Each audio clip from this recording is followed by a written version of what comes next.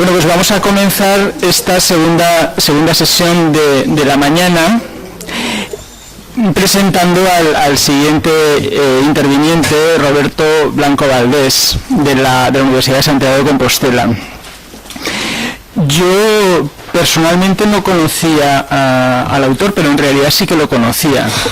Sí que lo conocía como comentamos hace ya algún tiempo con su hermano, lo conocía a través de un libro, que era ese publicado en el siglo XXI ya hace algún tiempo, Rey, Cortes y Fuerzas Armadas en los orígenes de la España liberal. Y es que para conocer a la gente a veces uno de los buenos caminos es conocer los libros que ha escrito, ¿no? Lo cual demuestra la pertinencia de la programación de este foro, donde se mezcla lo editorial y lo cultural. Es decir, que los libros intermedian entre personas, intermedian entre el conocimiento. Y entonces lo de hoy es una doble satisfacción porque lo que he completado es la fotografía, ¿no? Conozco su obra, conozco sus ideas y ahora conozco a Roberto, ¿no? Y eso me hace pensar que la cultura sigue siendo una forma eficaz a pesar de los recortes, a pesar de las del interés estrictamente pragmático y economicista que nos puede llevar a pensar que la cultura, como no es material y visible, no es valiosa, ¿no? Entonces, insisto, sí lo es para establecer relación entre las personas, para tejer complicidades, y los libros son un instrumento privilegiado dentro de la cultura, ¿no? Y el mundo editorial, que es también el que nos reúne aquí, también sirve para establecer conexiones entre mundos diferentes. Por ejemplo, él procede del mundo, sobre todo del ámbito jurídico, de la teoría política, y sin embargo yo accedí a su libro desde la perspectiva más de la historia. ¿Y eso por qué? Pues porque hay editoriales que tienen crédito en numerosos campos, y él publica en editoriales que tienen unos ámbitos de actuación tan amplios que pueden abarcar el ámbito de la ciencia política, del derecho o de la historia. Siglo XXI era al principio, más tarde ha publicado en la magnífica editorial Alianza buena parte de su producción, lo cual hace que historiadores lean libros de historiadores del derecho, historiadores de la política, ¿no? De modo que la cultura es un espacio donde los libros, donde las editoriales se convierten en intermediadores necesarios, imprescindibles, más allá de hablar de libros físicos, de libros digitales. Editoriales y libros siguen siendo piezas centrales, ¿no? Y el tema que nos permite tenerlo hoy aquí con nosotros es Cádiz, ¿no? Cádiz también como un nexo entre mundos, con un nexo entre mundos y como un nexo entre tiempos. Es decir, Cádiz, el Cádiz de las Cortes, la Constitución de Cádiz, como referente para posteriores constituciones o como origen de los principios, de los regímenes políticos contemporáneos que siempre en la historia contemporánea de España han estado en diálogo con Cádiz, ¿no? Casi cada tiempo, o a su favor o a su reforma, siempre ha estado en diálogo con Cádiz, ¿no? Pues para ello tenemos con nosotros a Roberto Blanco, catedrático de Derecho Constitucional en la Universidad de Santiago, cuyo trabajo de varias décadas se ha centrado en ese ámbito, de un lado de Derecho Constitucional y de otro de la ciencia y la teoría política, con obras recientes, pues la aflicción de los patriotas, la construcción de la libertad, los rostros del federalismo, temas que van desde la historia constitucional, la historia, el nacionalismo, el federalismo, la estructura del Estado, pero que al mismo tiempo, y eso lo vamos a poder comprobar hoy por la mañana, también tiene un componente siempre dialéctico con la realidad, ¿no? Él es colaborador habitual de La Voz de Galicia. Yo al entrar en internet y ver algunas de sus últimas cosas me ha dejado de percibir también un cierto perfil polémico político, es decir, un interés de tomar siempre posición respecto de la realidad. Uno de esos titulares que salía entre las primeras entradas decía algo así, dice: nuestra clase política es de muy baja calidad.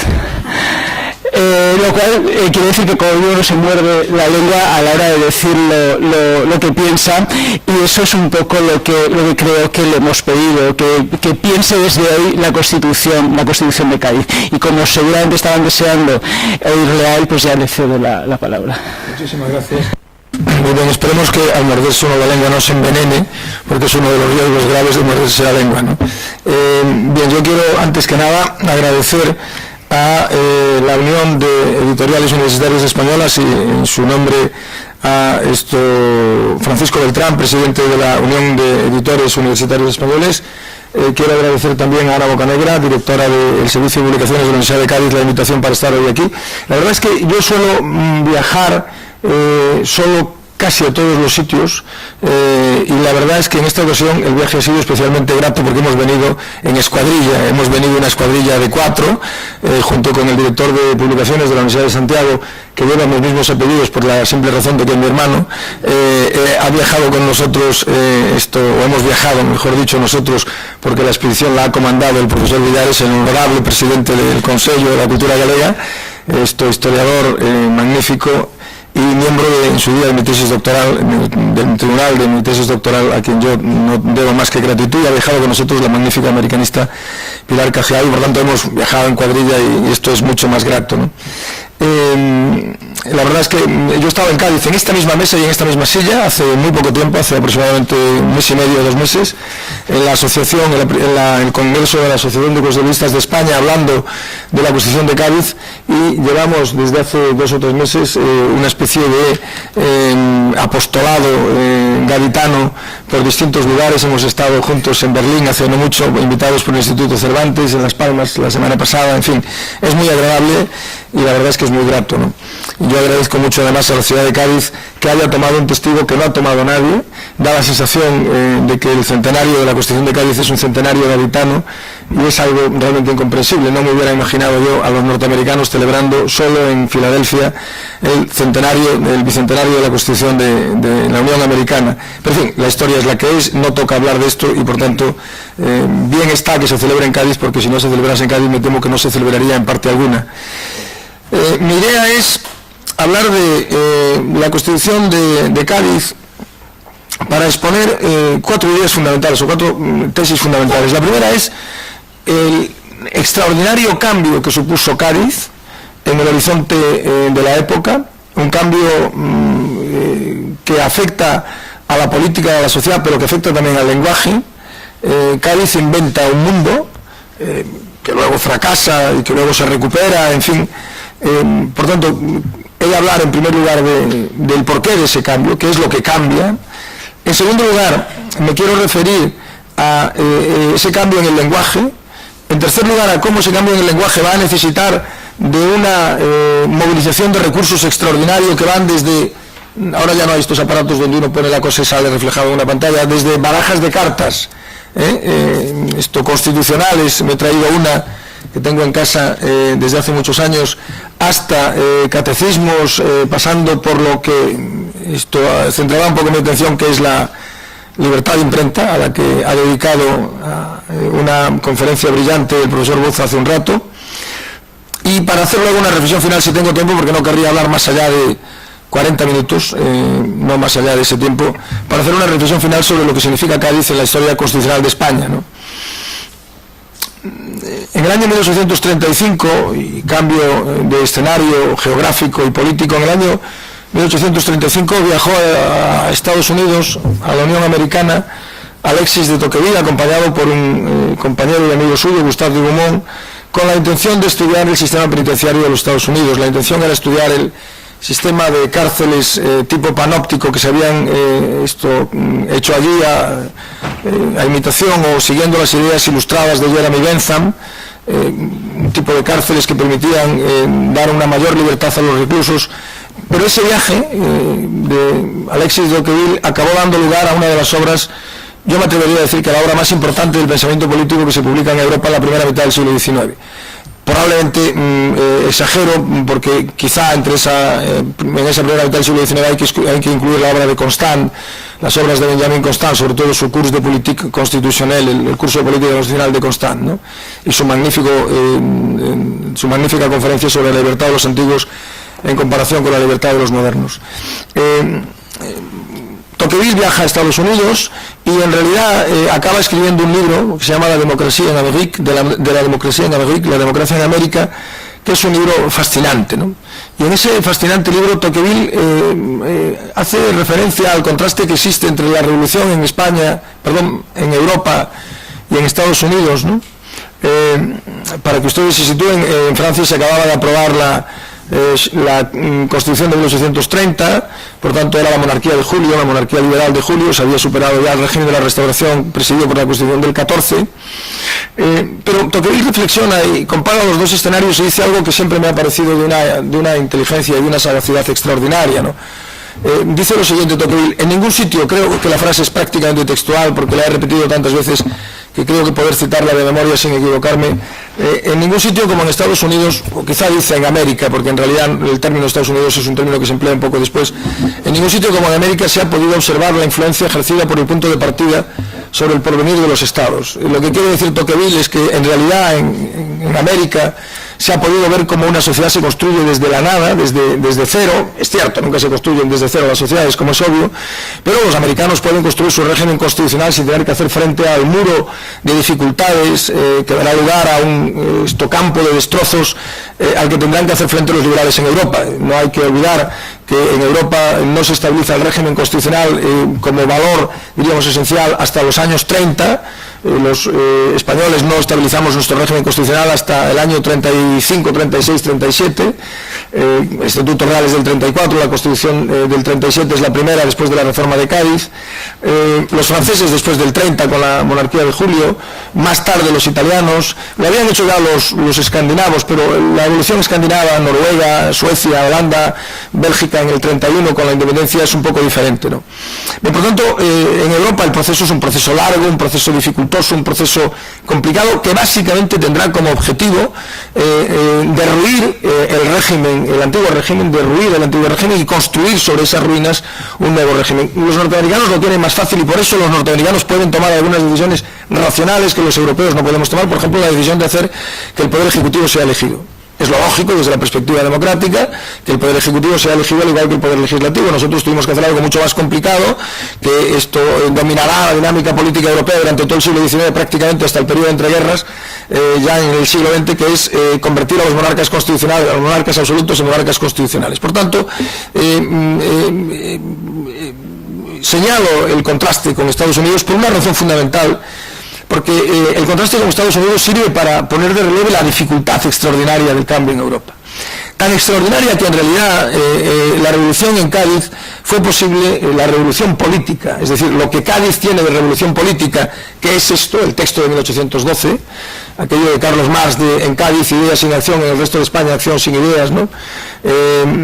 Reflejaba bastante bien el contraste de un lugar aislado del resto del territorio que estaba dominado por los franceses, donde se estaba desarrollando una revolución política, y un lugar donde se estaba desarrollando una revolución social, pero que en realidad no estaba planteada con el horizonte de la Constitución. En todo caso, en Cádiz se desarrolla una revolución política en medio de una revolución social que en realidad es fruto de la invasión napoleónica. No hubiera ocurrido lo que ocurrió. Es cierto que la monarquía española estaba en una situación calamitosa. El libro de José Fontana sobre la quiebra de la monarquía absoluta y la situación de la hacienda es muy revelador. La situación de la hacienda era desastrosa. Los reyes de España no tenían dinero prácticamente para nada. Pero de todas maneras es muy probable que de no haberse producido la invasión napoleónica y lo que supuso la invasión napoleónica, no se hubiera producido la revolución social que se inicia en 1808. ¿Qué significa la invasión? La invasión significa algo que los españoles no habían conocido nunca, como no lo habían conocido los europeos, los centroeuropeos, y como no lo habían conocido los rusos cuando las tropas napoleónicas entran en Rusia. La invasión significa que un ejército de docenas de miles de soldados, ejércitos que nunca habían existido en la historia, la Gran Armée napoleónica, entra en España y se establece sobre el lugar, se asienta sobre el lugar, y por tanto, al asentarse sobre el lugar, hace una acción de rapiña verdaderamente extraordinaria. Se lleva las cabras, se lleva las vacas, se lleva el grano, se lleva las cosechas, se lo lleva todo, arrasa con todos los ejércitos napoleónicos, avanzan mucho más rápido que los ejércitos de la época, porque son capaces de no depender de las columnas de suministro, no tienen que depender de ellas, avanzan muy rápido a una velocidad extraordinaria, porque se van estableciendo sobre el lugar, se van aprovisionando sobre la marcha, y consecuentemente esto genera una reacción popular extraordinaria, no una reacción popular por la Constitución, ni siquiera me atrevería yo a decir que una reacción popular por la independencia de la nación, una reacción popular por mi grano, por mi vaca, por mi cerdo, por mis hijos, que genera una espiral de acción y de represión que se expresa perfectamente en los maravillosos desastres de la guerra de Francisco de Goya. En Berlín pudimos contemplar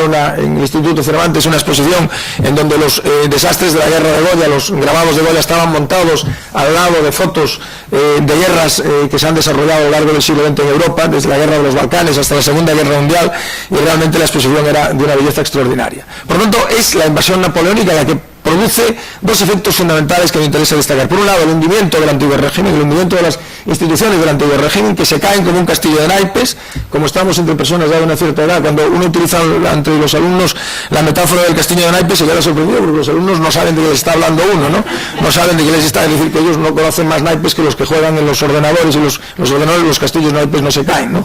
Pero en fin, se caen las instituciones como un castillo de naipes, son sustituidas de la noche a la mañana por las juntas, aparecen juntas aquí y allá, juntas que hacen proclamas que en muchos casos no coinciden exactamente en el objetivo que plantean. Por un lado es este fenómeno, la desaparición, el ejército borbónico en gran medida había sido distraído del territorio nacional por la acción previa de Napoleón, una acción muy inteligente de Napoleón, pero en todo caso el ejército no es capaz de hacer frente a la invasión y a la potencia de la bélica de Napoleón. Pero por otro lado se produce este fenómeno de una revolución social, es decir, de un pueblo que reacciona frente a quien viene a machacarlo, y esta es la historia. Yo creo que muchos de los afrancesados entendieron pronto que Napoleón traía en sus alforjas unos elementos de modernidad indiscutibles, pero que traía en sus alforjas también cosas terribles, ¿no? Cosas terribles. Bien, lo cierto es que se produce esa revolución social, y esto es lo que me interesa destacar, que será la que permitirá la revolución política de Cádiz, ¿no? Una revolución política reducida a un territorio. No es casual que sea en Cádiz. Si el territorio que hubiera quedado libre hubiera sido si la ciudad que hubiera quedado libre hubiera sido otra ciudad, probablemente lo que se produjo en Cádiz no se hubiera producido, por una razón, porque Cádiz era la ciudad liberal. El libro lo hablaba ayer con el profesor Villares y con la profesora Quejeao y con Juan Blanco, el libro de Ramón Solís sobre el Cádiz de las Cortes lo explica muy bien, ¿no? Esa ciudad de los cafés, esa ciudad de los liberales, esa ciudad en contacto permanente, en la que están entrando libros que proceden de América, en la que están entrando ideas, en la que hay un debate constante. Una buena parte incluso de la composición de las Cortes se explica por eso, porque los diputados no pueden llegar con facilidad a Cádiz y son sustituidos por diputados sustitutos que son nombrados en la propia ciudad de Cádiz, que son liberales, etcétera. Bien, por tanto, tenemos un escenario, como digo, el escenario de una revolución social, que no nace desde abajo. Se podría decir que la revolución social es una revolución derivada de una invasión y de una guerra nacional y de una revolución política. ¿Por qué una revolución política? Pues porque Cádiz va a suponer, ya antes de la aprobación de la Constitución, y lo veremos de inmediato en relación con el decreto de las Cortes sobre la libertad de imprenta, Cádiz va a suponer una ruptura extraordinaria, ¿no? El reaccionario Padre Vélez publica una obra que se llama La Apología del Altar y del Trono. En la Facultad de Derecho, que tenemos una magnífica biblioteca histórica, se puede consultar. La Apología del Altar y del Trono, el Padre Vélez pretende demostrar la influencia que en la Constitución de Cádiz, para, diríamos, criticarla o derogarla, ¿no? Tiene el texto francés de 1691, y publica un libro incluso moderno desde el punto de vista tipográfico, yo creo, ¿no? En donde en columnas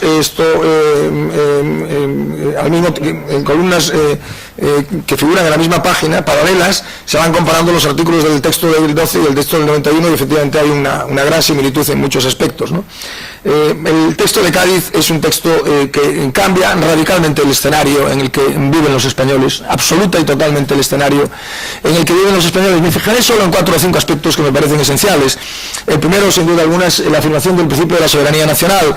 El artículo dice literalmente: la soberanía reside esencialmente en la nación, y por lo mismo le pertenece a esto el derecho a establecer sus leyes fundamentales. Eso lo dice literalmente el artículo. La soberanía reside esencialmente en la nación y por lo mismo pertenece a esta exclusivamente el derecho de establecer sus leyes fundamentales. El artículo añadía y de disponer la forma de gobierno que más le convenga. Esto es lo que decía el artículo que se presenta en el proyecto. Bien, los serviles se ponen como fieras frente a ese artículo que dicen que puede significar concederle a las Cortes el poder de proclamar la república, y los diputados, utilizando una palabra que luego ha caído en desuso preciosa, afirman que efectivamente Argüelles reconoce que puede ser impolítico, es decir, poco político, efectivamente incluir eso en el artículo, y deciden retirar esa parte del artículo, pero añade inmediatamente, creo que es Argüelles o quizás Toreno, porque es difícil a veces saber cuál era la idea de uno y de otro. En mi cabeza se confunden las ideas de uno y de otro, que eran muy parecidas en muchos ámbitos, y dice, en todo caso retiramos este artículo para no generar, algo así, dice, para no generar o no favorecer las impresiones de los malvados, que era la palabra que se utilizaba. Pero en todo caso que quede claro que la nación puede y debe todo lo que quiere, afirman, ¿no? Por lo tanto, el principio de la soberanía nacional es un principio que se formula de manera polémica frente al principio de la soberanía del rey. Tiene además una importancia extraordinaria, porque en realidad atribuir la soberanía a la nación va a tener toda una serie de consecuencias importantísimas, tan importantes, que en realidad el principio de la soberanía nacional no reaparece en la historia constitucional de España hasta la Constitución de 1869, ¿no? Para durar muy poquito tiempo y reaparecer luego ya en la Constitución del 31 formulada con la, diríamos, versión de la soberanía popular. En este aspecto Cádiz es, como en otros tantos, un texto absolutamente adelantado a su época, probablemente demasiado adelantado a su época,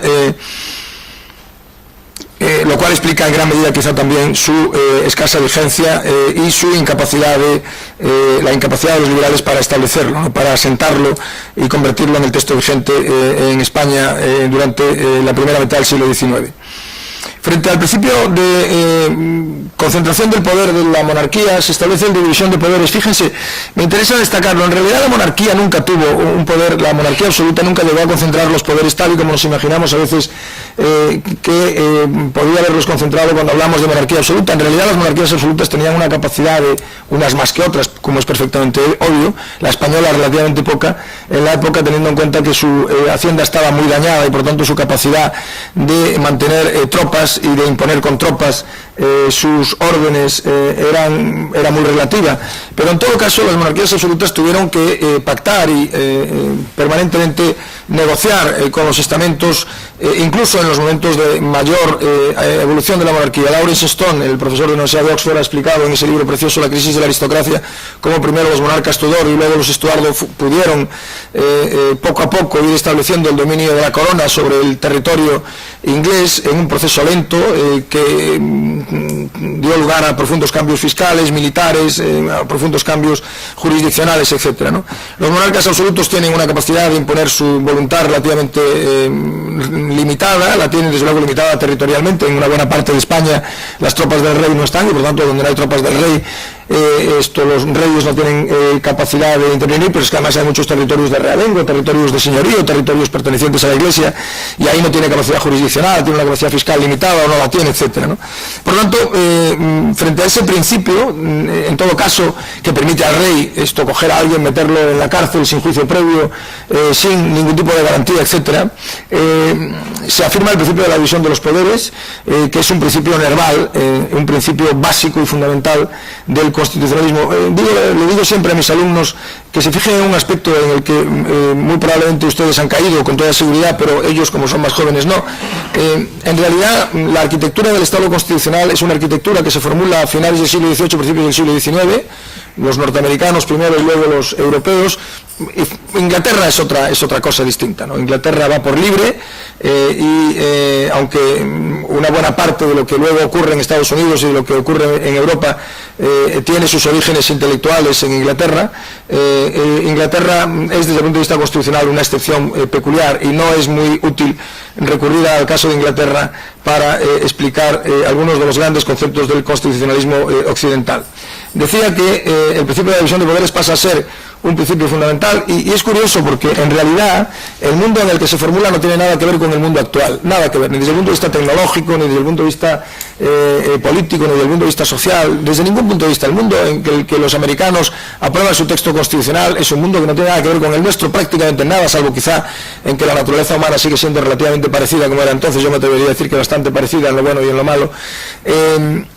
Por supuesto, esto ocurre igual en Europa, y sin embargo, los principios constitucionales, los grandes principios constitucionales, la soberanía nacional o la soberanía de la comunidad, la división de poderes, el principio de representación, el sufragio, el control del poder, etcétera, etcétera, siguen siendo hoy, 200 años después, los principios que vertebran el funcionamiento de todos los sistemas políticos liberales, de democracia liberal del mundo, y han sido capaces de resistir dos grandes embates históricos, dos grandes desafíos históricos de una envergadura absolutamente monumental, que fue primero el embate y el desafío del comunismo, de los regímenes comunistas, la utopía comunista, y posteriormente el delirio nacional socialista, el delirio de los fascismos, que en algún libro he llamado paraísos infernales, paraísos terrenales que acaban convirtiéndose en paraísos infernales, ¿no? Bien, esto está en Cádiz está la soberanía nacional, está la división de poderes, la Constitución establece con toda claridad un poder legislativo, un poder ejecutivo y un poder judicial, entrega, es cierto, el poder ejecutivo al monarca,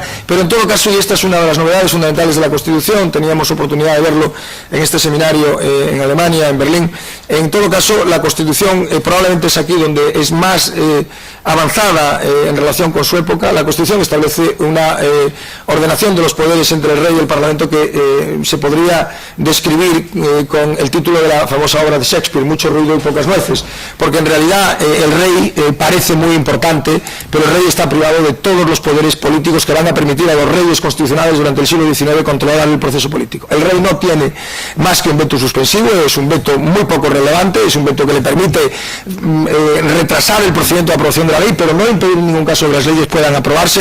Hay escritos privados del rey en donde el rey se pone como una fiera y considera que esto es atentar a su honor, atentar a su dignidad, etcétera, etcétera. El veto absoluto, pero, y esto es lo más importante de todo, el rey no interviene para nada ni en la convocatoria, ni en la suspensión, ni en la disolución de las Cortes. Las Cortes se reúnen de manera automática durante 3 meses en el año. El rey no puede suspenderlas ni puede disolverlas. Fíjense, durante los años 30 y 40 del siglo XIX hay muchos volúmenes de los diarios de sesiones de Cortes que consisten en lo siguiente: se empieza discutiendo los poderes de los diputados, que se discutían, eran las propias Cortes las que controlaban los poderes de los diputados, y después de discutirse los poderes de los diputados, la reina suspende las Cortes y ya no hay Cortes.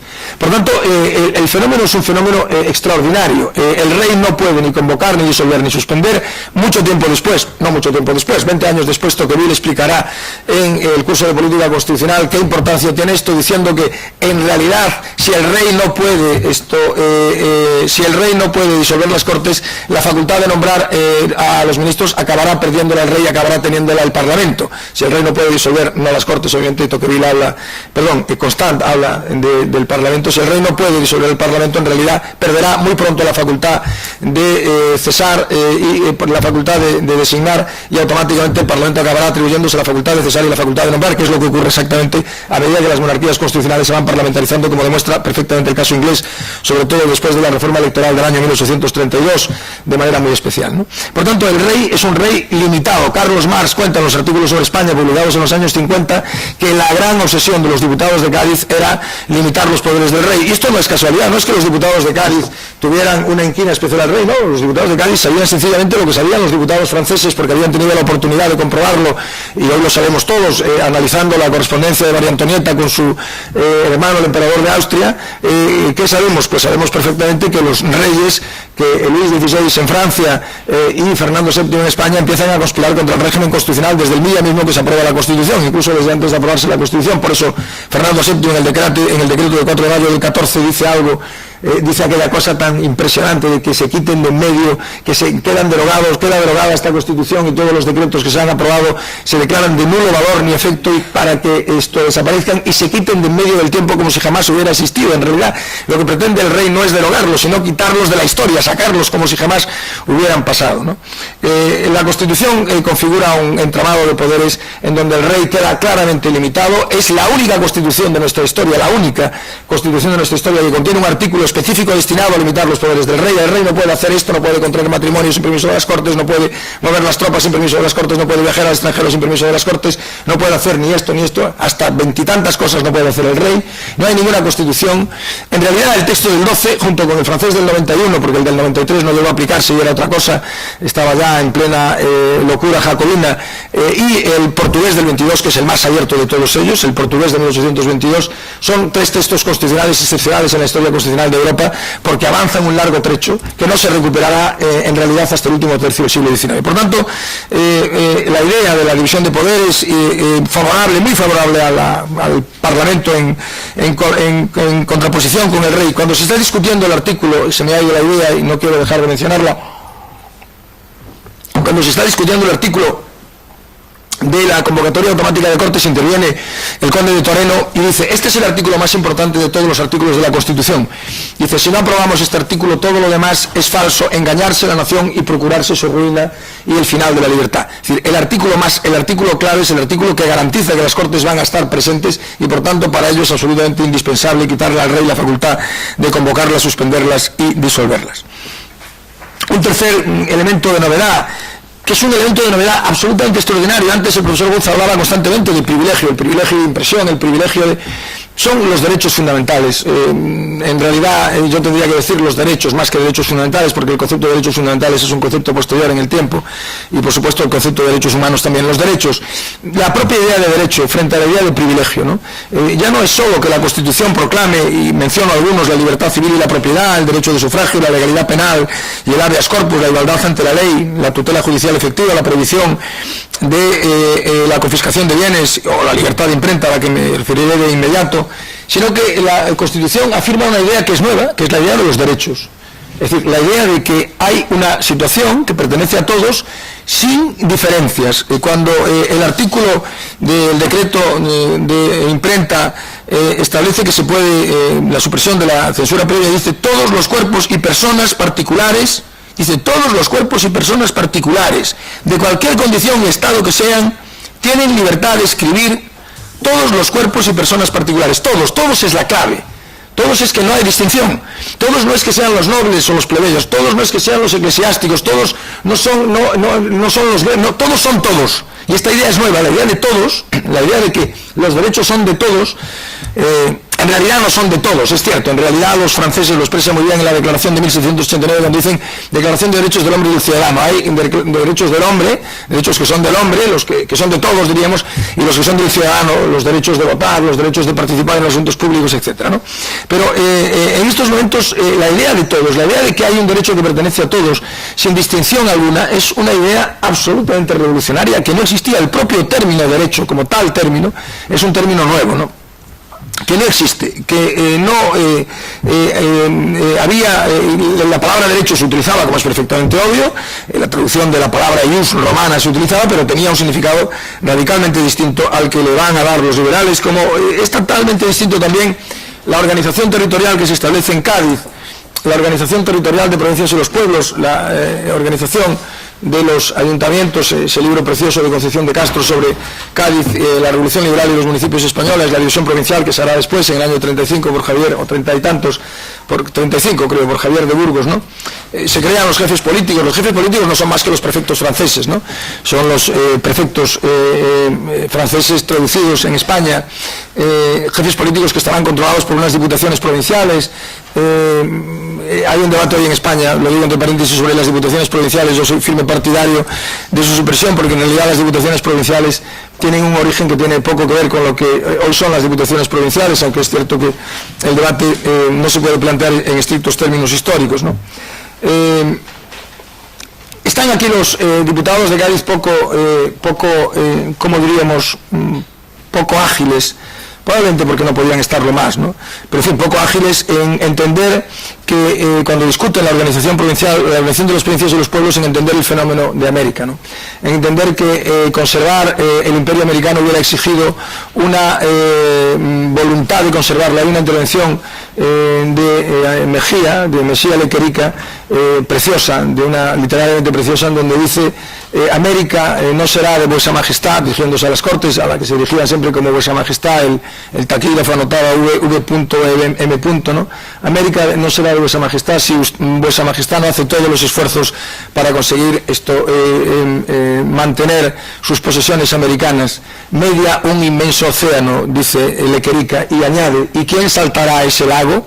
Y efectivamente, medio un inmenso océano, un océano de varios miles de kilómetros, y por tanto sería imposible, como se demostró muy pronto con las primeras revoluciones de independencia, ¿no?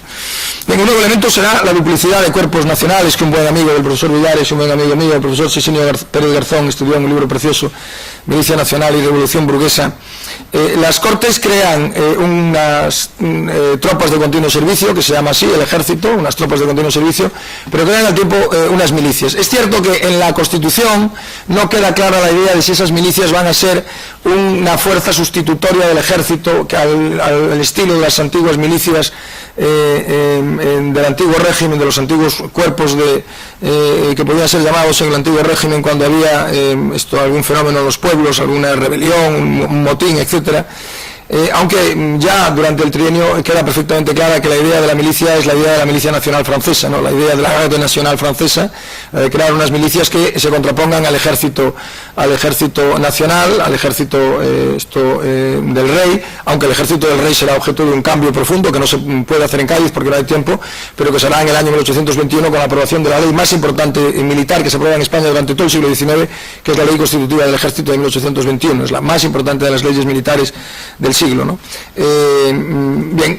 Se crea una duplicidad de cuerpos porque son conscientes los liberales que la revolución necesitará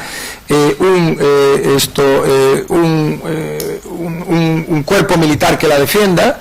Esto se verá perfectamente durante el trienio, cuando las milicias nacionales actúen.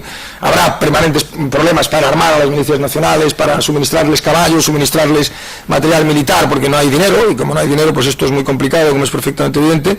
En las Cortes hay constantes debates sobre la necesidad de suministrar material militar a las milicias porque no hay dinero, y por lo demás hay autoridades del antiguo régimen que hacen todo lo posible para que las milicias no sean armadas, como es perfectamente evidente. Quiero acabar con una referencia breve al Poder Judicial, porque el Poder Judicial es un elemento absolutamente esencial, y el cambio en relación con el Poder Judicial es absolutamente fundamental.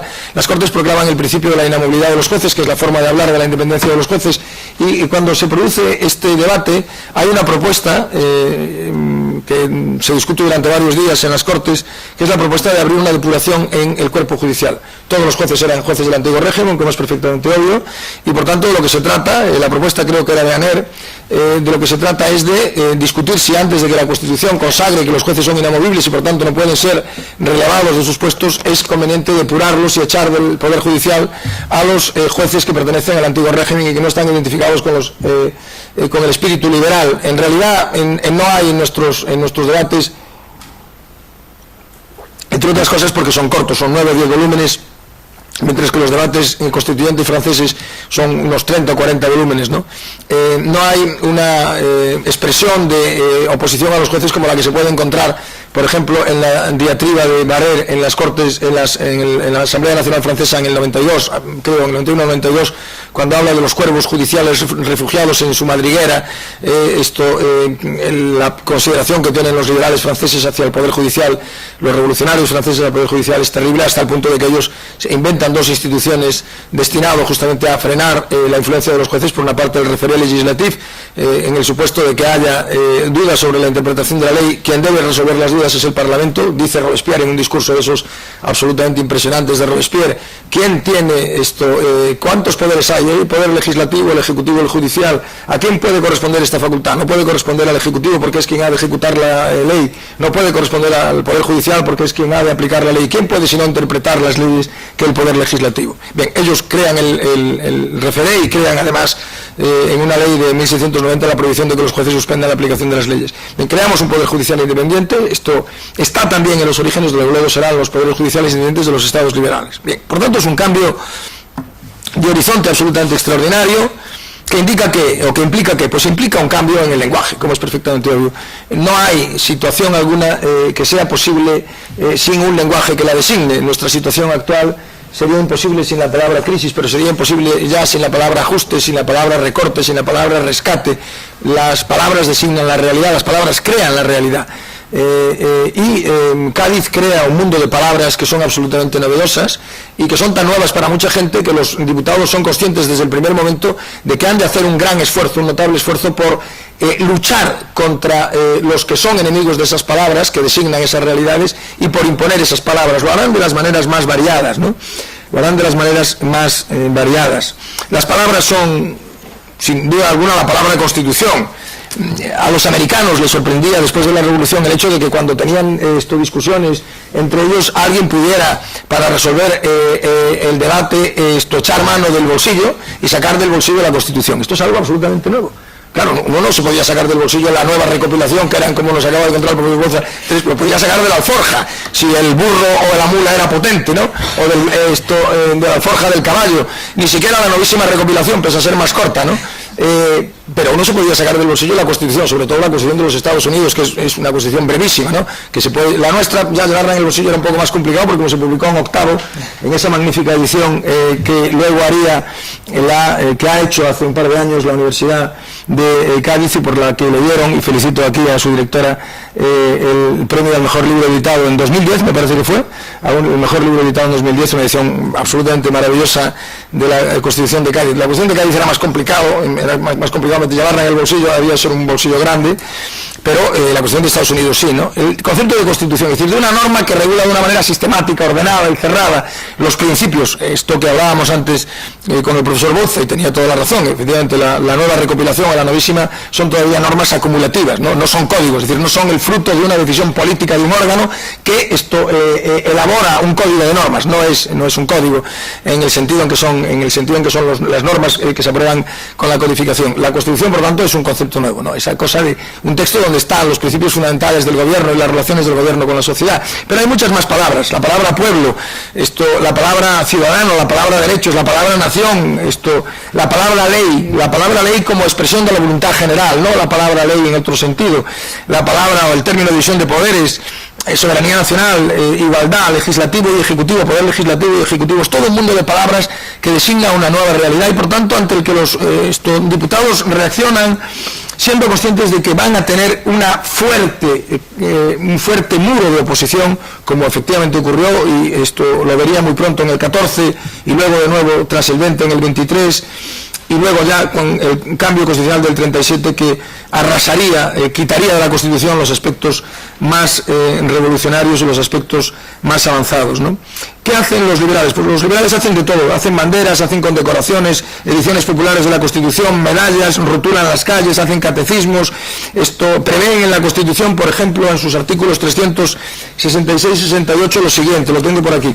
En todos los pueblos de la monarquía se establecerán escuelas de primeras artes. Fíjense bien el redactado del artículo, que es un redactado, en realidad, fantástico, que implica una cierta maldad, ¿no? En todos los pueblos de la monarquía se establecerán escuelas de primeras artes en las que se enseñarán a los niños a leer, escribir y contar, y el catecismo de la religión católica, y añade que comprenderá, es decir, que comprenderá el catecismo, porque no puede ser interpretado el artículo de otra manera, una breve exposición de las obligaciones civiles, es decir, el catecismo de la religión católica comprenderá una breve exposición de las obligaciones civiles, y añaden inmediatamente: el plan general de enseñanza será uniforme en todo el reino, debiendo explicarse la constitución política de la monarquía en todas las universidades y establecimientos literarios donde se enseñan las ciencias eclesiásticas y políticas. Pero harán barajas de cartas. Me he traído una, siento que no tengamos aquí estos aparatos, no recuerdo bien ni cómo se llamaban, en donde uno ponía esto y salía un retroproyector, creo que se llamaban, ¿no? Siento que no lo tengamos, pero me he traído una baraja de la Constitución, publicada en el año 22, se publicó, dice, en la ciudad dedicada a la Nacional Junta de Comercio de esta capital en el año 1822, que tiene 4 palos, que son el palo de Constitución, el palo de fuerza, el palo de justicia y el palo de unión. Es fantástico, ¿verdad? Porque el palo de Constitución, que es el que tengo en la mano, el palo de Constitución, dice lo siguiente: palo de Constitución dirigido a la nación española, Artículo 12. La religión de la nación española es y será perpetuamente la católica, apostólica y romana,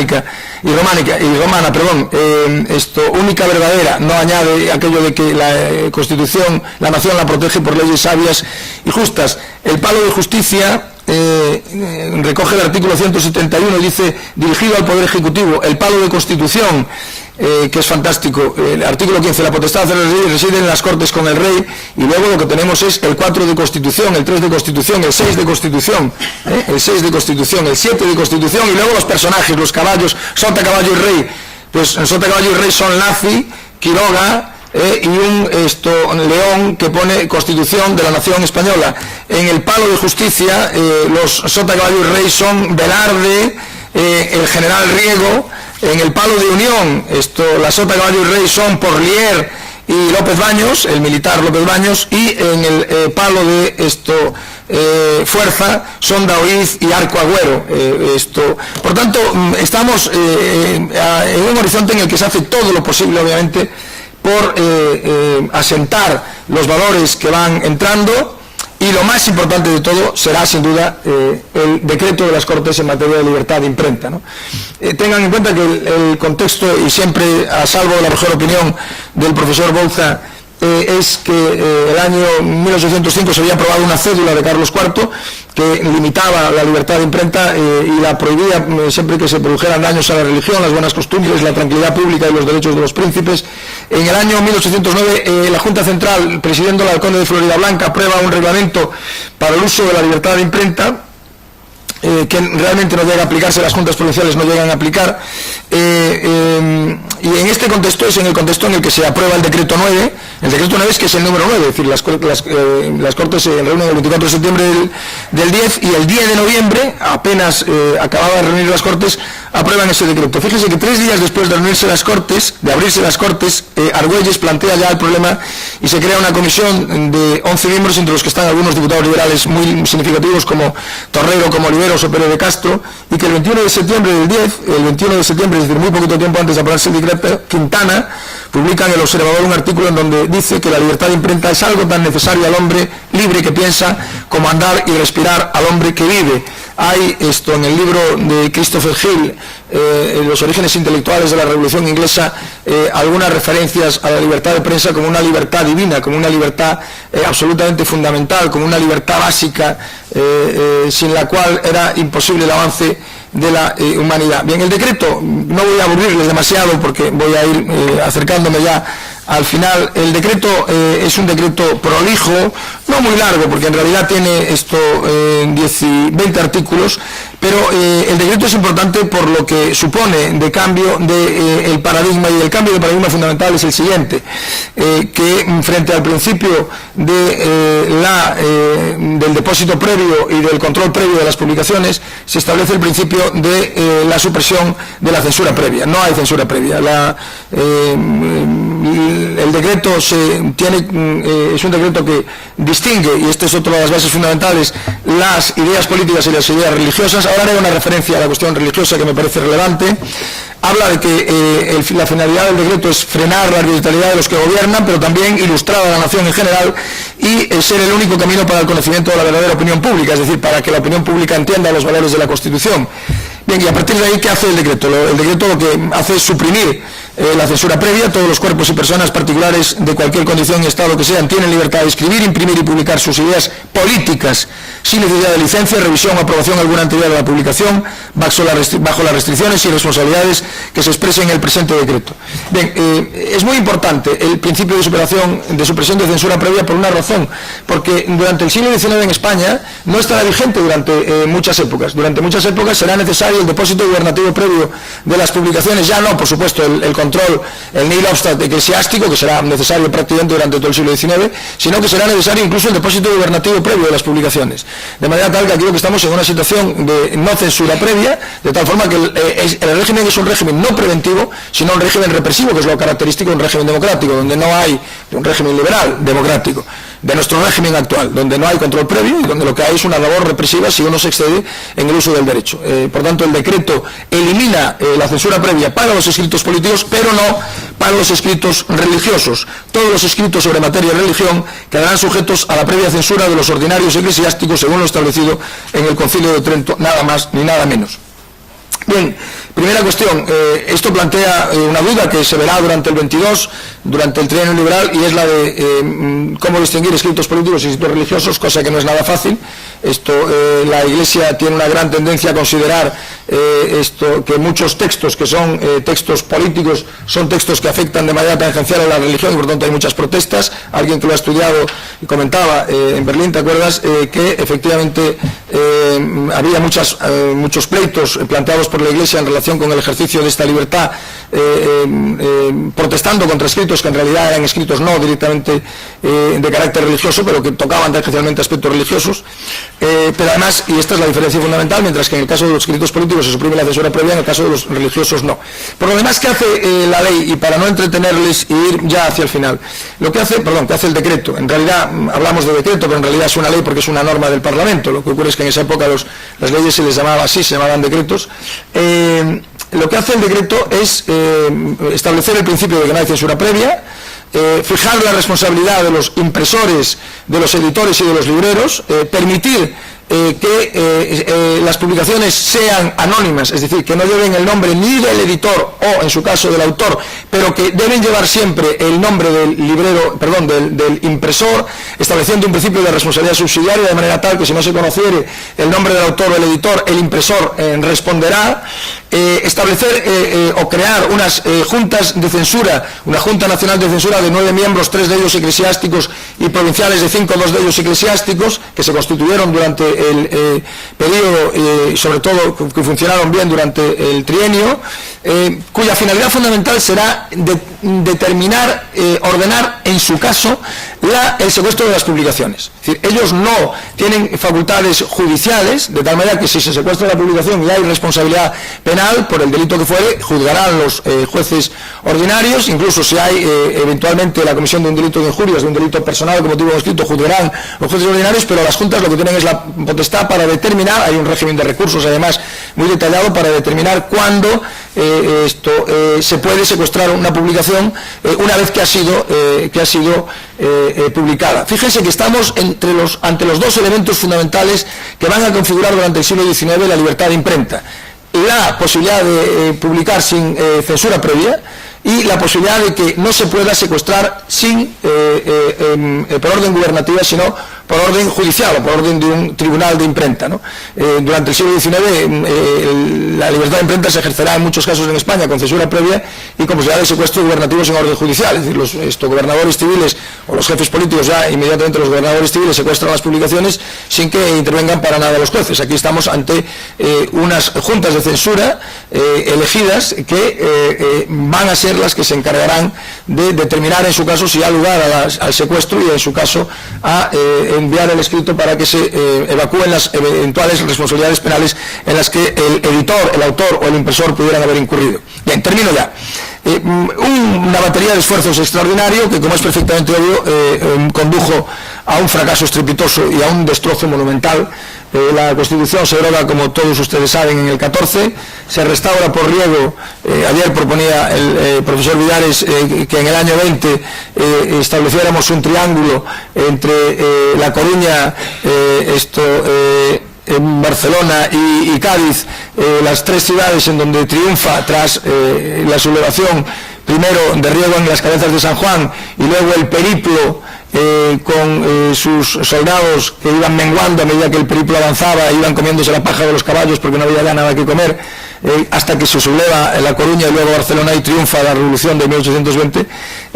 La Constitución es de nuevo derogada en el 23 y el resto de la historia lo conocen ustedes perfectamente bien. En realidad el texto de Cádiz es muy importante por lo que fue en Cádiz, pero es muy importante por otra cosa, y con esta reflexión quisiera terminar porque me gustaría que si hay preguntas pudiéramos debatir. Es muy importante porque avanza un largo trecho sobre la historia constitucional española, un larguísimo trecho. En realidad una buena parte de los principios básicos principios que recoge la Constitución de Cádiz, que es cierto, es una Constitución de su época y por tanto está hecha para su época. La gran crítica que se hace a la Constitución de Cádiz es, por una parte, la crítica religiosa. Bueno, es cierto, la Constitución dice esto de la religión católica, no solo hace una proclamación política, hace una proclamación teológica. Es la única verdadera, lo cual es una proclamación sorprendente. Bien, esto hay que entenderlo, yo creo, y a mejor, siempre a salvo de mejor opinión de mis colegas historiadores que saben de esto infinitamente más que yo, como es de esto y de todo lo que estoy hablando más que yo, como es perfectamente obvio. Esto hay que entenderlo en el contexto de una guerra en la que el papel de la Iglesia es decisivo. La guerra se está librando con el apoyo fundamental de la Iglesia para ganar a los franceses. Dice Miguel Artola en Los orígenes de la España contemporánea, el gran elemento de propaganda son los casi 30.000 púlpitos. Desde ahí, desde donde se está llamando a luchar contra el francés, contra los enemigos que han invadido España, y por tanto no haber contado con el apoyo de la Iglesia. Probablemente además el texto no hubiera sido aprobado como se aprobó sin haberse incluido el artículo de la religión católica. Hay otra crítica que se hace ahora más modernamente desde los estudios de género, que me cuesta más trabajo entender, que es la poca consideración al papel de la mujer. Es cierto, la Constitución de Cádiz considera poco el papel de la mujer, como la Constitución francesa del 91, todas las de los países nórdicos, la Constitución italiana, el Estatuto Albertino, bueno, y como no sé si ustedes saben, lo leí hace no mucho en un libro, que la primera mujer que estudia en la Universidad de Yale o de Harvard creo, en la Facultad de Medicina de Harvard lo hace en el año 57. Es la primera mujer que es admitida en Harvard, en la Facultad de Medicina de Harvard, no en el 1857, en el 1957, sí, no en el 1857. Por lo tanto, es cierto, la Constitución tiene cosas, obviamente, que corresponden a su época, lógicamente no podía ser de otra manera, pero avanza un larguísimo trecho, sobre todo en aspectos fundamentales, y desde luego un aspecto básico desde mi punto de vista, que es en la relación entre las Cortes y el Rey, ¿no? La Constitución configura un Parlamento muy poderoso y un rey muy débil, que tendencialmente hubiera desembocado en un régimen parlamentario, como se puede comprobar perfectamente en el trienio liberal. En el trienio liberal funciona, de hecho, en España un régimen de monarquía parlamentaria. Yo he podido analizar en ese libro al que antes se refería mi querido colega con detalle la política militar en la época del trienio. Es una política central para el rey, porque el rey tenía el mando supremo decía la Constitución, el mando supremo de los ejércitos y armadas. Pues bien, el rey no podía decidir libremente. Quiso nombrar al capitán general de Castilla la Nueva, al marqués de las Amarillas, y tuvo que, si ustedes me permiten la expresión vulgar, que envainársela. Porque no solo lo nombró al principio sin refrendo del ministro de la Guerra, las Cortes obligaron al gobierno ministro a que se produjera el refrendo del ministro de la Guerra, pero cuando el ministro de la Guerra refrendó, las Cortes dijeron no queremos que el marqués de las Amarillas sea, y el rey tuvo que renunciar al nombramiento, como exactamente igual cuando disolvió el ejército de la isla, etcétera. Por tanto, el régimen hubiera conducido tendencialmente a una monarquía parlamentaria, y en realidad nosotros no tuvimos en el siglo XIX español nunca una monarquía parlamentaria. Tuvimos una monarquía estable a partir del régimen de la Restauración, pero que en realidad de alguna manera invirtió el régimen parlamentario, porque la monarquía de la Restauración, de la Constitución del 76, era una monarquía en la que era el rey, el gobierno del rey, el que hacía un parlamento a su medida, más que el parlamento el que elegía al gobierno. Es cierto que esto tenía matizaciones, esta afirmación tan general tiene matizaciones, la historiografía más moderna la ha ido matizando con el tiempo de una manera más clara, pero en todo caso nuestra siguiente monarquía parlamentaria será la de 1978. Y por tanto el trecho que avanza el texto del 12 es un trecho absolutamente fundamental. El trecho que avanza la ley de prensa e imprenta, el decreto de imprenta de 1810, es un trecho fundamental sobre las leyes de imprenta que durante el siglo XIX vaciarán el contenido esencial del derecho consagrado en la Constitución. Todas las constituciones consagraban el principio de libertad de prensa e imprenta, pero luego las leyes venían y rebajaban el contenido esencial, estableciendo la censura previa, la posibilidad de secuestro judicial sin orden gubernativa, con orden gubernativa, sin orden de secuestro gubernativo sin orden judicial, etcétera. Bien, un destrozo sin duda, un destrozo que sin embargo hoy podemos reivindicar como una de las páginas esenciales de la historia política y constitucional de España, y lo que es tan importante como eso de la historia política y constitucional de Europa. Muchas gracias.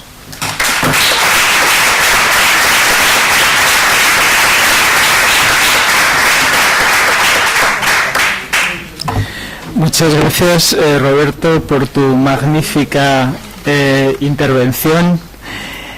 magnífica por muchas cosas, pero yo podría subrayar por esa capacidad para mostrar lo de sorprendente que tiene todavía hoy la Constitución del 12, pero no hacerlo solo desde la perspectiva del presente, sino en realidad tomar la perspectiva desde lo que de novedad tenía en el año 11, es decir, que si hoy todavía nos sigue sugiriendo líneas de desarrollo constitucional, en aquel momento era explosivo, ¿no? Por eso sorprende algunas opiniones que se empeñan en subrayar el moderantismo, la timidez, el tradicionalismo de un texto que a todas luces, por lo menos desde la perspectiva de los historiadores, no sé si de los juristas, es manifiestamente revolucionario en su espíritu. Sin duda. En segundo lugar, también el haber introducido no solo los elementos formales, sino también los simbólicos, es decir, no solo lo que dice el texto, sino todos esos símbolos que rodearon a la Constitución y que en la pedagogía de la Constitución fueron tan importantes como la propia norma, ¿no? Sí. En tercer lugar, lo que ha podido parecer un brindis al auditorio, que es sacar el tema de la libertad de imprenta, en realidad no lo es.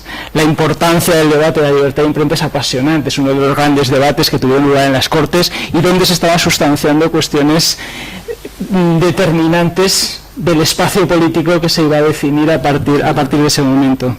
Me ha quedado ahí un poquito el que en el homenaje a Riego y al 20 no se incluía a Zaragoza, ya que fue capitán general en momentos muy importantes, pero creo que eso es lo menor comparado con lo magnífico que ha sido la intervención. Yo creo que disponemos de unos minutos, así que podríamos abrir un turno de preguntas. ¿Sí? ¿Dos? La verdad es que nos has un instante, que te van a pasar un... Se han introducido un montón de líneas para el debate. Yo te quería preguntar tu opinión sobre, a ver qué te parece, el papel que tuvieron los diputados americanos, estos 30 diputados que estaban en el principio, en el debate y en la definición de algunas cuestiones fundamentales. Es decir, que fueron de alguna manera, por ejemplo, en la cuestión de la representatividad, tal como acaba entendiéndose por parte de las Cortes y en la Constitución, los americanos, a los que no se les dejaba, pero todo lo que ellos pelearon, todo lo que ellos introdujeron en el debate, de alguna manera, ese tema, y yo creo que otros, obligó a la mayoría de los diputados a avanzar. No sé si tú piensas que en ese sentido los diputados americanos, que tampoco eran grandes revolucionarios, sí que tuvieron ese papel fundamental, obligar a ser revulsivos para ir más allá y más allá, hasta donde llegaron, ¿no? Pero esta cuestión de que somos todos liberales, pero hay unos liberales más fuertes. Sí, vamos a ver, sin duda alguna, tanto es así, hasta tal punto fue importante la contribución de los diputados americanos, que en el que es probablemente el libro de teoría política más importante que se ha escrito sobre las Cortes de Cádiz, que es el libro de Joaquín Varela Suárez Carpeña, un catedrático de la Universidad de Oviedo, un buen amigo, magnífico amigo, que se llama La teoría del Estado en las Cortes de Cádiz. Joaquín Varela distingue tres grupos de diputados: los diputados liberales, los diputados serviles y los diputados liberales y los diputados americanos, ¿no? Los trata como un grupo aparte, ¿no? Yo creo que los diputados americanos tuvieron una importancia extraordinaria en algunos temas, sin duda alguna en el que usted señala, en el tema de la fijación de la base de la representación, aunque yo creo que ellos no consiguieron finalmente, en algunos temas se quedaron, yo creo que decepcionados. Mejía expresa en alguno de sus discursos esa decepción con la incapacidad de los diputados europeos para entender, de los diputados españoles peninsulares, para entendernos, para entender la dificultad de la situación, ¿no? Hay un debate muy interesante. Yo escribí hace años ya un opúsculo que publicó luego la UNAM, la Universidad Nacional Autónoma de México, sobre el debate americano en las Cortes de Cádiz, ¿no? Hay un debate muy importante, hay dos grandes debates sobre América, ¿no? Uno de los primeros debates es el debate de la organización de las provincias y los pueblos, cómo se va a organizar eso en América, si se debe organizar igual o no, si se debe aplicar el esquema de Cádiz o no. Y el otro gran debate es el debate sobre las bases para la representación, es decir, quiénes deben estar, no quiénes deben votar, que es una cosa distinta, quiénes deben conformar el sufragio pasivo, sino quiénes deben ser tenidos en cuenta para fijar cuántos diputados le corresponde a cada territorio. Claro, tenemos que tener en cuenta que esto es un aspecto esencial. ¿Por qué? Pues porque América tenía tal cantidad de población que de haberse establecido una base igualitaria por población, probablemente América hubiera enviado a la península no 60 diputados, que es los que les correspondían en las Cortes de Cádiz, aunque no llegaron todos, sino que hubiera enviado a muchos más diputados que la península, ¿no? Que la España peninsular. Y en ese momento se discute el tema básico de los castas, ¿no? Es decir, de los españoles que traen origen de África, es decir, en una palabra de los mulatos, ¿no? De los que no son de sangre blanca, de pura sangre blanca, ¿no? De pura raza blanca, perdón. Bien, yo creo que ese es un debate esencial que pierden los americanos y que decepciona a los americanos profundamente. Como motivo de ese debate se produce una intervención en las Cortes que las compañeras y compañeros preocupados por el tema del género, algunos de ellos seguro que no conocen, que yo cuento algunas veces como anécdota porque es muy significativo. Les diré, para los que no lo sepan, que en el año 1870 un impresor, José Antonio García, publica, hace una contribución esencial a la historia de España, que es publicar toda la obra, todos los volúmenes de las Cortes de Cádiz, ¿no? Que ahora ya se pueden consultar en muchos soportes, pero cuando yo hice mi tesis doctoral hubo que consultarlos en papel. Entonces, cuando de pronto tenía que buscar una cosa y se me perdía, tenía que volver a manejar un volumen entero, y aquello era una cosa que se me ponía los pelos de punta. Bien, cuando se está debatiendo el tema de los castas, hay un diputado que se levanta y dice, bueno, en fin, como sigamos discutiendo cómo vamos a extender la base para la representación, llegaremos incluso a decir que la base para la representación debe ser tenidas en cuenta las mujeres. Y en ese momento el taquígrafo abre un paréntesis y anota, grandes gritos, no, eso nunca, no, eso jamás. Y cierra el paréntesis el taquígrafo. Grandes gritos, además lo dice así, grandes gritos de los diputados, no, eso nunca. Bien, son hombres de su época, yo creo que no llegan a entender el gran problema de América, y el tema de los castas es un tema fundamental. Es decir, que lo resuelven mal, como resuelven mal los americanos. Plantean, hombre, vamos a tener en cuenta que aquello no se puede organizar como se organiza la península, aquello es un territorio inmenso, y no se puede organizar igual, y pierden, los dos grandes debates los pierden, ¿no? Esto no quiere decir que no tenga gran influencia en muchos otros aspectos, que la tienen, muchísima influencia, porque Mejía, por ejemplo, interviene en todos los grandes debates, interviene Mejía, y muchas veces interviene a favor de las posiciones, lógicamente, de Toreno, de Argüelles, en fin, de Muñoz Torrero, en fin, de los grandes líderes de Calatrava, de Oliveros, de los grandes líderes de las Pérez de Castro, de los grandes líderes de las Cortes. Ramón.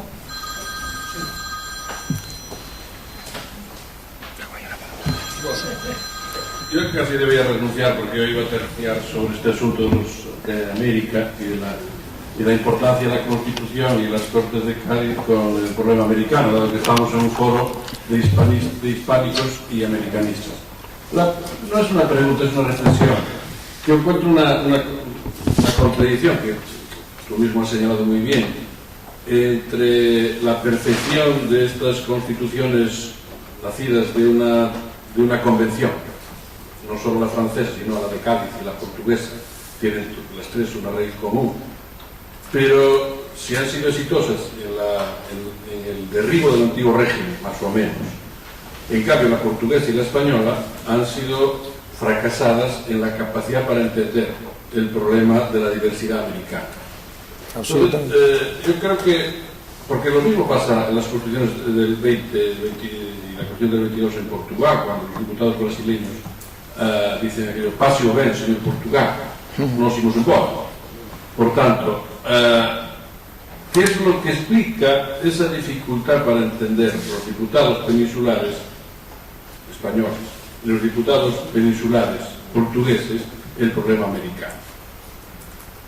¿Es su raíz, digamos, su origen de una convención, o es su desprecio o desconocimiento del asunto americano y la diversidad entre lo que es con Tocqueville, como tú has visto, lo que es el punto de arranque de Europa y el punto de arranque de América? Porque, por ejemplo, en el caso español, cosa que en portugués no sucede, luego en los años 30 España reconoce la diversidad interior constitucionalmente hablando. Miguel Artola, que he citado varias veces, le he oído alguna vez decir que el único periodo de la historia de España que ha habido unidad constitucional es el trienio. Nunca más ha habido unidad constitucional, ni con Franco, ni ahora, ni antes. Entonces, esto quiere decir que la historia política española ha hecho en virtud de las guerras carlistas y del abrazo de Vergara y todos los pactos posteriores, etc., ha reconocido de algún modo una cierta diversidad interior. Y ese reconocimiento no ha sido posible hacerlo a América. Entonces mi pregunta es, ¿no lo podían reconocer porque eran demasiado jacobinos, digamos, entre comillas? Porque estaban obsesionados por afirmar la propia dimensión de la majestad parlamentaria, es decir, del poder legislativo, o por otras razones. Chema Portillo, algunos de sus libros, especialmente en José María Portillo, perdón, en su libro, creo que es La crisis atlántica, con su perspectiva vasca, llama también la atención sobre esto, de cómo se reconoce la diversidad y el pluralismo constitucional a propósito de las provincias vasco-navarras o vasco-galas de Navarra, y no se ha reconocido respecto de América. Bueno, esto es un asunto que un foro de americanistas, yo creo que sería, y aprovechando que tenemos un experto en derecho constitucional, que sería muy pertinente el debate. Bien, posiblemente Pilar la profesora Cajiao podría responder mejor que yo. Yo no soy un americanista y por tanto, aunque he estudiado el problema del debate americano en las Cortes de Cádiz, vamos a ver, yo creo que los españoles entienden mal el problema americano, como los portugueses en el 22 el problema brasileiro, pero como los ingleses en 1776 el problema norteamericano. Los ingleses están convencidos de que podrán ganar la guerra a aquellos... Estaba intentando recordar una frase que incluye un historiador americano muy conocido en ese libro que se titula 1776, que es la historia de la guerra, ¿no? Consideran que los rebeldes son una especie de descamisados sin mayor importancia, no le dan mayor importancia y están absolutamente convencidos de que los casacas rojas los arrasarán, ¿no? Al principio, luego ya, es cierto que al principio estuvieron a punto de ganar la guerra, estuvieron muy cerca de ganar la guerra, que las tropas de Washington estuvieron muy cerca de perderla en algún momento de la guerra, pero lo cierto es que yo creo que había una incomprensión absoluta respecto de la dificultad que podía tener hacer una guerra a 6.000 kilómetros o a 8.000 kilómetros de distancia en un territorio que se proclamaba independiente. Es cierto que la situación de Estados Unidos, de Inglaterra, de Norteamérica en relación con Inglaterra era radicalmente distinta porque eran 12 territorios que ocupaban un espacio relativamente corto en relación con lo que suponía el espacio que va desde Texas hasta el Cabo de Hornos, que era de lo que estamos hablando en el caso de España. Es un espacio infinitamente mayor y por tanto mucho más difícil de controlar. Pero yo me atrevería a añadir algo que no es más que una sensación que yo no podría demostrar, con un razonamiento científico, pero que se deriva del hecho de haber leído durante muchas horas, cientos de horas, probablemente, me atrevería a decir que no cientos, sino miles de horas los debates de Cádiz, ¿no? Y es que yo creo que hay un momento determinado en que los diputados de Cádiz están, primero, muy poco preocupados por el problema americano, están básicamente preocupados por lo que les preocupa esencialmente, que es establecer el régimen constitucional en España, sabiendo que van a tener que afrontar una dificultad extraordinaria porque tienen la peor imagen que pueden tener del rey, saben que el rey es un traidor, saben que el rey es un en fin, la descripción que hace Galdós en La Fontana de Oro del rey, que es la descripción que asume luego el liberalismo español durante el 19 como un traidor, un idiota, un tipo que había traicionado a su padre, a sus amigos, un alegre, en fin, es la que tienen los gaditanos. No es casual que los gaditanos incluyan un artículo en la Constitución que solo se incluirá después en la Constitución española. Nuestra Constitución dice, si el rey se inhabilitare para el ejercicio y la habilitación fuera reconocida por las Cortes, bueno, pues la Constitución de Cádiz incluye un artículo similar, y cuando en el año 23 ya ha invadido el territorio peninsular por los ejércitos de la Santa Alianza, el rey se niega a marcharse de Madrid, las Cortes aplican el artículo, utilizando la ficción de no siendo posible que el rey no quiera acompañar a las Cortes, hemos de concluir que el rey, dicen, ha entrado en un estado de delirio. Entonces, lo agarran, lo enchironan y se lo llevan a la fuerza para que el rey no se reúna con las tropas invasoras. Ellos saben perfectamente que la ficción del Estado de Libia es una ficción, que el rey... Por tanto, hay un primer elemento desde el punto de vista, es que ellos son conscientes de que la dificultad va a ser extraordinaria para asentar el régimen constitucional, están preocupados básicamente por España, pero yo me atrevería a decir algo más, insisto, sin tener, dicho con toda la prevención y con toda la humildad, porque yo no insisto que no he estudiado ese tema con la calma que debiera, yo me atrevería a decir algo más, digo, no solo que ellos estaban preocupados por el problema peninsular, por el problema de cómo asentar el régimen constitucional, sino que ellos tenían una cierta sensación de que la causa de América estaba perdida. Probablemente porque habían vivido la experiencia de Estados Unidos, porque ya se había producido la independencia de Estados Unidos, que tenía que haber sido un trauma terrible para todos ellos. Hay que tener en cuenta que hacía 30 años, es decir, que la guerra de independencia de Estados Unidos había acabado hacía relativamente poco tiempo. Pero por ejemplo, el caso portugués, en cambio, estaba el rey... El caso portugués es distinto, sí. Sí, pero tiene un comportamiento muy análogo. Luego, ¿hay algo en la matriz ideológica y constitucional europea que les impide ver eso? Sí, sin embargo, fíjate... ¿Que se pierda o no se pierda? No, pero yo creo que ellos son...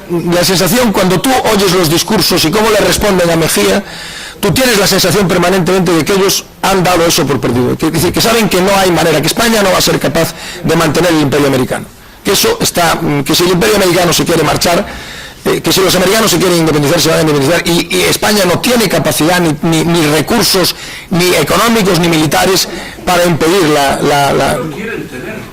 Perdón, pero no, vamos a ver, yo creo que es que, ya con esto, es que hay como una contradicción. Yo es que me acabo de estoy viendo los debates de las Cortes del Trienio, que es lo que estoy trabajando para América, ¿no?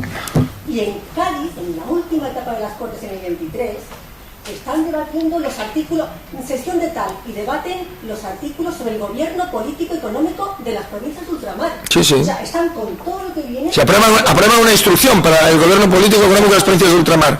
Aprueban una instrucción. Y se recuperan el 20. Eso es. Cuando están en Cádiz ya totalmente sitiados, siguen preocupándose por eso. A mí lo que me parece es que había en ellos una contradicción. Es decir, por una parte, la incapacidad... No tenían recursos para enviar a América militares, que era lo que América demandaba para seguir siendo parte de la colonia española, no tenían recursos, efectivamente, o sea, no tenían posibilidad de recuperar aquello, pero tampoco podían reconocer que aquello estaba perdido. Y en los debates... No, yo no digo que lo reconociesen, yo digo que traslucían esa sensación. Ellos nunca reconocen eso, pero cuando tú ves cómo le responden a Mejía, dicen, estos son conscientes de que esto está perdido. Sí. No pueden reconocerlo, entonces no hay barcos, pero dicen, y vamos a mandar barcos. Ya. Y luego están hablando del ciudadano armado, de las milicias en Cádiz en septiembre del 23, antes de octubre, un poquito antes. O sea, esa cosa de no poder, bueno, quitando a Alcalá Galiano, que decía se tiene que independizar porque... Sí, Alcalá Galiano tiene una posición, sí, es cierto, es verdad. Allá al fondo sí, y luego te... Yo creo que... Este señor hace tiempo ya que tenía una pregunta. Sí. Quiero agradecerle la exposición que nos ha hecho, que para mí ha sido muy importante. Y además ha tocado varios temas de lo que colateralmente estoy investigando. Por un lado, el tema de la representatividad de las provincias, porque entonces eran provincias de ultramar, de las Cortes de Cádiz, que aunque muchos de ellos no tuvieron una gran representación, hubo algunos que sí la tuvieron, como por ejemplo Ramón Power, que fue representante puertorriqueño y fue vicepresidente de las Cortes, se aprobó la Constitución. Sí. El problema que existía, a mi entender, después de haber analizado todo lo que ocurrió, es que cada provincia iba por libre, cada provincia iba buscando los intereses propios. Puerto Rico teníamos intereses, Guatemala tenía otro, Nueva España otro, y así todas las provincias de ultramar. Por tanto, ahí no podía sacarse nada limpio, puesto que no había una unidad de todo ello. Y otro tema ha sido de la cuestión de la ley de imprenta. La ley de imprenta establecía, por lo que he podido leer y demás, revisarla y demás, que el responsable de lo publicado en los periódicos, por lo menos, era el que la firmaba. Pero ¿qué pasaba cuando se publica una información sin firma? Pues que no había responsabilidad ninguna.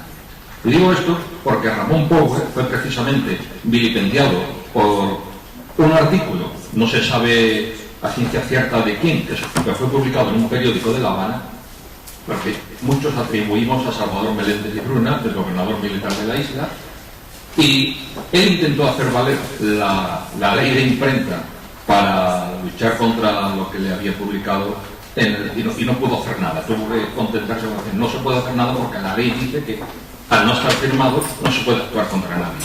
La responsabilidad recae exclusivamente en la persona que lo ha firmado. Y ese fue un escollo muy grande. Después hizo su buena defensa, una defensa magnífica, y aquello fue todo olvidado porque fue un libelo redactado por Meléndez y Bruna. Muchas gracias. Como no hay pregunta, pues nada más que muchas gracias.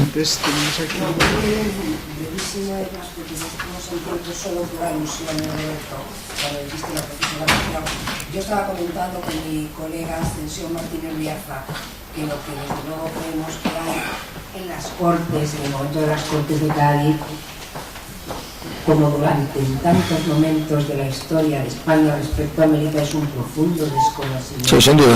de la realidad. Sin duda, sin duda. ¿no? Sin duda. Y entonces ese no saber dar respuestas fundamentalmente porque no se sabe. No se sabe, es verdad. Porque no se conoce. Porque atribuir en el momento temprano de Cádiz, de 1812, ya un poco la idea de que aquello está perdido, yo creo que es muy pronto. No, pues yo no estaba hablando tanto de Cádiz como del trienio también, trienio. En el trienio. Porque en el momento No. inicial... En Cádiz además no hay mucho debate. Sí, el debate... Ni siquiera hay mucha noticia. Claro, el debate es más importante en el trienio. Claro, en el debate aquí ni siquiera se está sabiendo de lo que está ocurriendo en la Revolución de Mayo, Argentina, ni casi en México, que están muy pegados en el tiempo, ¿no? Entonces yo creo que hay también un gran desconocimiento, igual que lo hay en el caso de Portugal hacia Brasil, mucho en el año 22. Menos porque la Corte... Porque la Corte estaba allí, claro. Sí, pero bueno, eso también es... La colonia era la metrópoli. Es otro problema distinto, pero la Corte está allá, pero los que redactan la Constitución portuguesa porque son unos creídos. no están allá ni saben ni cuenten que son unos creídos. Y eso es por ser jacobinos y por ser una concepción, que es lo que se tiene que explicar.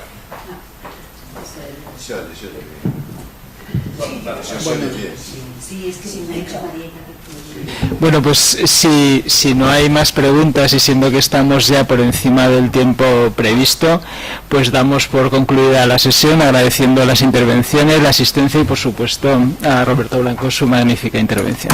Muchas gracias.